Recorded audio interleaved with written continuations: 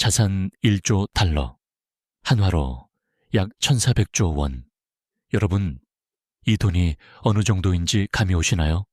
우리나라 1년 정부 예산의 2배가 넘고 전 세계 시가총액 10위권 기업 하나를 통째로 살 수 있는 돈입니다.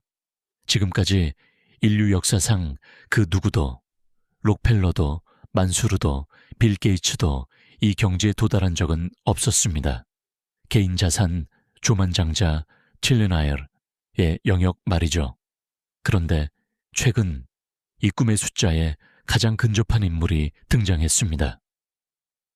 예상하셨겠지만 바로 일론 머스크입니다.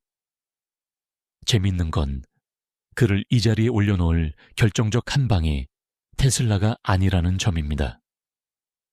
바로 민간 우주기업 스페이스X입니다. 최근 외신들은 스페이스X가 주식시장에 상장될 경우 머스크가 인류 최초의 조만장자가 될 것이라는 분석을 쏟아내고 있습니다. 도대체 스페이스X의 가치가 얼마나 대단하길래 이런 계산이 나오는 걸까요? 오늘 영상에서는 머스크의 1조 달러 등극 시나리오와 이것이 세계 경제에 미칠 충격적인 파장에 대해 낱낱이 파헤쳐 봅니다. 우리는 흔히 머스크의 부를 테슬라 주가와 연동해서 생각합니다. 하지만 월가 전문가들은 말합니다. 테슬라는 시작일 뿐 진짜 괴물은 스페이스X다. 현재 비상장 상태인 스페이스X의 기업 가치는 이미 2천억 달러, 우리 돈 약 280조 원을 넘어섰습니다. 전 세계 비상장 기업 중 압도적 1위죠.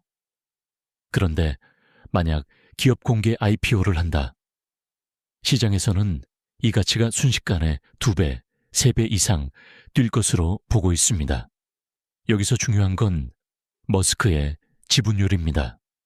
보통 창업자들은 회사가 커지면 투자를 받느라 지분이 희석돼서 한 자릿수대로 떨어지곤 합니다. 제프 베이조스나 빌 게이츠도 그랬죠. 하지만 머스크는 스페이스X 지분의 약 42%를 꽉 쥐고 있습니다. 계산기를 두드려 볼까요? 스페이스X가 상장 후 시가총액이 애플이나 마이크로소프트급으로 성장한다면 그 지분 가치만으로도 머스크는 전무후무한 자산가가 되는 겁니다. 단순한 기대감이 아닙니다. 스페이스X는 현재 전 세계 우주 발사체의 80% 이상을 점유하고 있습니다. 미국 나사조차 스페이스X 없이는 우주인을 쏘아 올릴 수 없는 사실상 우주 독점 기업이 되었기 때문입니다. 하지만 로켓 발사만으로는 1조 달러 부자가 되기 힘듭니다. 로켓은 한번 쏘면 끝이고 시장 규모에 한계가 있으니까요. 머스크가 숨겨둔 진짜 무기, 캐시카우는 따로 있습니다. 바로 우주 인터넷, 스타링크입니다. 스타링크는 지구 저궤도에 수만 개의 위성을 띄워 전 세계 어디서나 인터넷을 쓰게 하겠다는 프로젝트죠. 이게 왜 무서운 줄 아십니까? 구독 모델이기 때문입니다. 로켓 발사는 건당 돈을 받지만 통신 서비스는 매달 전 세계 사용자들에게 요금을 받습니다. 현재 스타링크는 이미 손익분기점을 넘겼고 가입자가 폭발적으로 늘고 있습니다. 비행기 기내 와이파이, 선박, 오지 탐험, 심지어 군사 작전까지 전문가들은 스타링크 사업 부문만 따로 떼어내서 상장해도 그 가치가 기존 통신 대기업들을 압살할 것으로 봅니다. 머스크의 지갑을 채워줄 진짜 돈은 우주가 아니라 우주에서 쏘는 와이파이에서 나오는 셈입니다. 자, 머스크가 스페이스X 상장으로 1조 달러 부자가 됐다고 칩시다. 와, 부럽다 하고 끝날 일일까요? 아닙니다. 이것은 일개 기업인의 탄생이 아니라 국가를 초월하는 초국적 권력의 탄생을 의미합니다. 우리는 이미 목격했습니다. 우크라이나 전쟁에서 머스크가 스타링크 지원 여부를 결정함에 따라 전황이 바뀌는 모습을요. 한 개인이 국가의 안보와 통신 인프라를 좌지우지하는 힘을 가진 겁니다. 여기에 1조 달러라는 막대한 자금력까지 더해진다면 어떻게 될까요? 머스크의 최종 목표인 화성 식민지 건설은 더 이상 망상이 아닌 현실적인 프로젝트가 됩니다. 그는 상장으로 번 천문학적인 돈을 몽땅 차세대 우주선 스타쉽에 쏟아부을 겁니다. 이는 우주 산업, 생태계 전체를 빨아들이는 블랙홀이 될 것이고, 경쟁사나 다른 국가 우주국들은 영원히 스페이스X의 하청업체로 전락할지도 모릅니다.